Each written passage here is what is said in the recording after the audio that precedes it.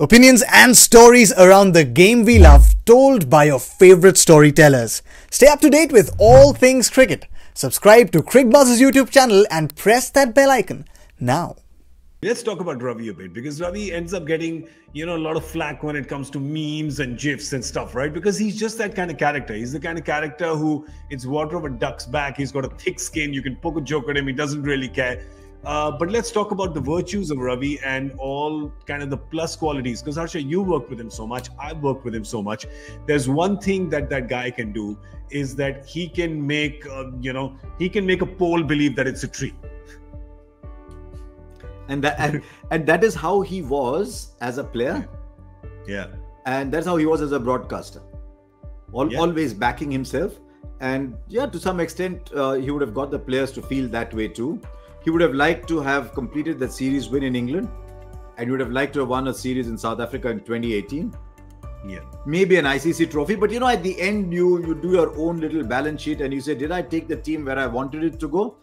In Test cricket, yes, it definitely went where he wanted it to go.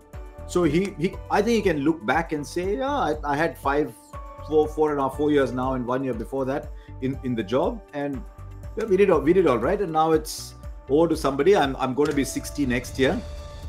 Let me have a ball. Let me sit back. I don't know if he wants to be coach of a franchise side, because there's a lot of accountability. There's a lot of planning, thinking. But I think a franchise side might suit him perfectly. Because it's 2.5 months. Yeah. Birdie golf.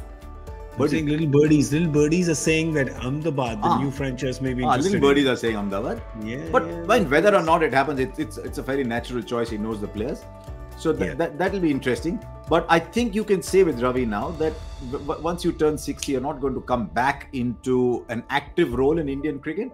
So he's probably... He's had a playing role. He's had a broadcasting role. He'll come back to the broadcasting role without doubt at all. And he's had he's had a coaching role. He's done everything that anyone could have in Indian cricket, apart from being board president. Yeah, or board secretary or whatever. Yeah, an administrative role. Yes. Anything in the board. Sorry. Yeah, an administrative role. But Joy, that is you've got to give. I mean, that's a testament to just his sense of belief. The way he backs himself, as Harsha puts it.